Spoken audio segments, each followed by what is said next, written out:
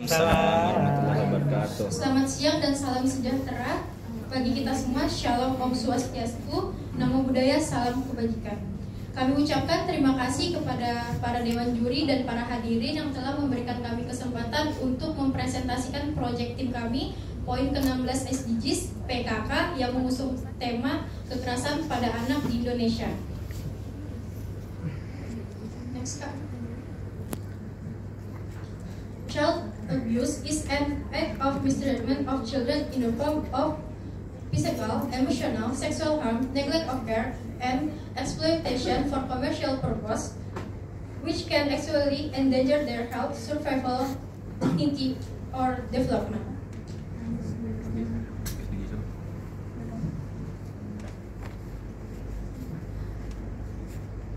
Selanjutnya yaitu contoh kasus-kasus pelecehan terhadap anak di bawah umur yang ada di Indonesia. Selanjutnya yaitu landasan hukum. Yang pertama yaitu Universal Declaration of Human Rights 1948, Convention on the Rights of Children 1989, dan Undang-Undang Dasar Nomor 35 Tahun 2014 tentang Perlindungan Anak. Yang terakhir yaitu tentang Undang-Undang Nomor 23 Tahun 2004 tentang penghapusan kekerasan dalam rumah tangga. Baik, dari landasan hukum yang kami simpulkan di sini bahwasanya tersangka kasus pelecehan terhadap anak di usia dini harus dihukum setimpal-timpalnya dan mendapatkan saksi serta pidana sesuai dengan peraturan perundang-undangan yang ada di Indonesia.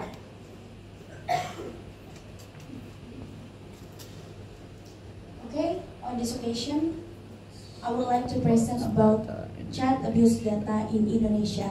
Based on data from the Ministry of Women Empowerment and Child Protection, Indonesia reported that there were 20,205 incidents of case of abuse against that occurred in the country on 2023. Violence that occurred in Indonesia throughout 2023, including sexual 43%, physical 19%, psychological 18%, neglect 4%, exploitation 1%, and exploitation 1%. So in this case, violence that occurs in the children needs to be of concern to all of us. Oke, baik, saya akan melanjutkan. Ini adalah salah satu solusi. Saya menyebutkan solusi. Generasi yang hebat bukanlah generasi yang malas, tapi generasi yang hebat adalah generasi yang dapat menjadi sumber solusi bagi dirinya sendiri dan bagi orang lain tentunya. Dan kalau kita merujuk pada data yang tadi, bahwasanya ada peningkatan kualitas dan kuantitas. Dan kalau kita merujuk pada tahun 2023, kita bayangkan 2.000 lebih anak. 2.000 lebih anak yang menjadi tunas bangsa. Kalau saya mendengar teman-teman dari beberapa proyek yang lain, saya sangat salut, itu sangat luar biasa. Namun bagaimana kita pikirkan anak yang merupakan tunas bangsa? Kalau kita tidak melindungi hal tersebut, kalau kita tidak melindungi mereka, bagaimana proyek kita bisa terselesaikan dengan baik? Lalu kalau saya merujuk pada data juga terkait dari 2023 yang 2.000 lebih anak, di mana hal tersebut dapat menjadi bukti. Jangan kita pura-pura tutup mata. Kalau memang pemerintah menutup mata, mari kita membuka mata mereka. Dari sini kita bisa melihat bahwa kegagalan pemerintah dalam menangani kasus yang mereka tawarkan sama saja nihil di sini.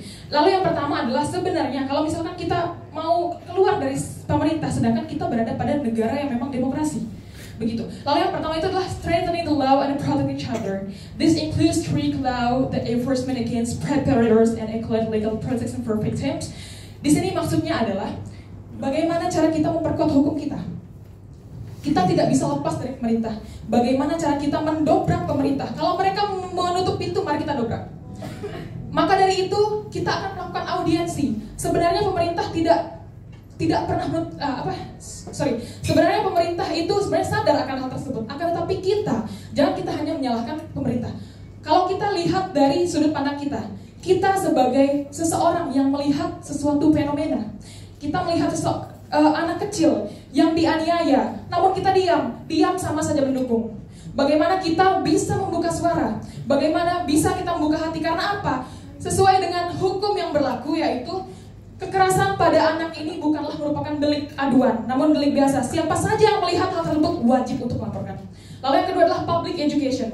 Public education ini conduct awareness campaign to educate the public about the importance of protecting children from violence and exploitations. Ini maksudnya adalah kita akan mengadakan suatu seminar. Sebenarnya seminar yang sering kali berseliweran kita dengar, mungkin itu webinar ataupun di secara face to face, itu mengenai kekerasan anak itu apa sih? Kekerasan ini apa sih? Bentuk-bentuk itu apa? Kita akan mengadakan seminar yang dimana kita lebih ke hal yang sedikit sensitif, dimana kita akan menargetkan orang tua dan juga anak sekitar beberapa puluh orang untuk kita memberitahu sebenarnya hal-hal sensitif untuk kekerasan anak itu seperti apa. Misalnya untuk organ-organ tubuh yang sekiranya sensitif dan bagaimana cara awareness orang tua untuk memberikan perhatian lebih lagi kepada anak mereka.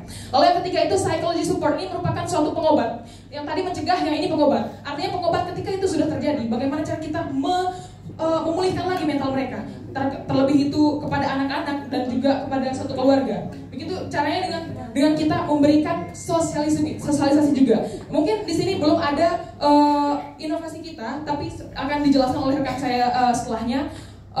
Mohon maaf atas kekurangan, saya silakan.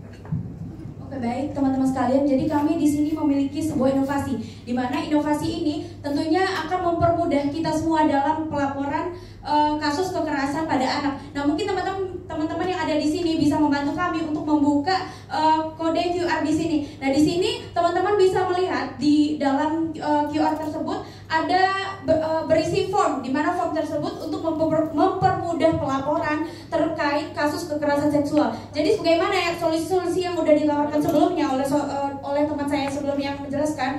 Nah, itu solusi ini bisa menjadi implementasi langsung yang bisa kami lakukan, di mana kami dapat melaporkan kasus-kasus kekerasan seksual, dan itu dimanapun, kapanpun. Dan yang kami tawarkan di sini, pemerintah, kami akan melakukan audiensi dengan pemerintah, di mana kami ingin inovasi seperti ini bisa dicetak atau scan QR begini bisa dicetak dimanapun, di tempat umum atau di sepanjang jalan, untuk diberikan untuk mengajak seluruh orang untuk berani melaporkan kasus kekerasan terutama kepada anak, karena anak-anak di sini memang menjadi tiang bangsa begitu, di mana generasi muda di sini menjadi poin utama dalam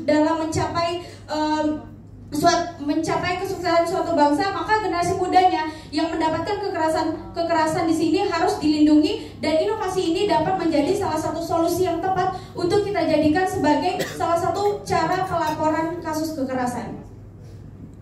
Oke, sebelumnya izin melanjutkan teman-teman semuanya. Di setiap kecanggihan pasti ada kekurangan, dan di setiap rencana pasti ada kendala, betul? Nah, next slide Kak.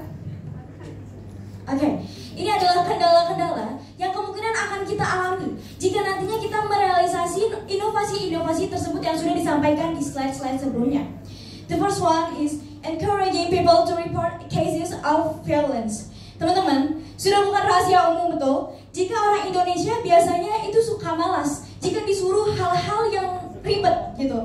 Apalagi aplikasi yang kayak harus masukin ini, masukin itu. Orang Indonesia tuh kadang suka malas untuk melakukan hal tersebut, betul?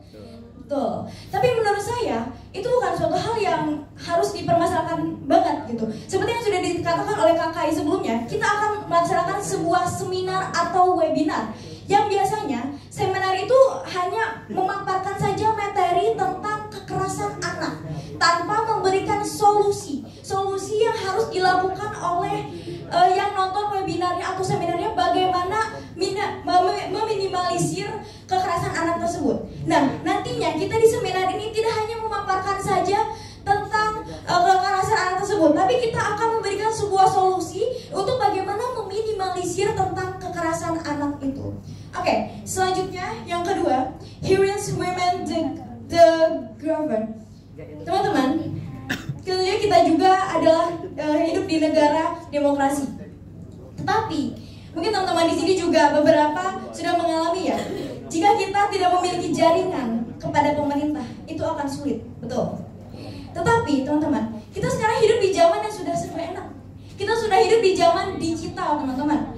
Saya yakin ketika kita bisa melakukan dan memanfaatkan masa digital kita seperti ini, itu akan berdampak baik. Teman-teman ingat ketika kemarin kita kunjungan, betul, di Permai, itu kami sempat mengobrol dengan bapaknya. Oke, baik. Sekian, terima kasih. Mohon maaf bila ada kesalahan. Give applause, please.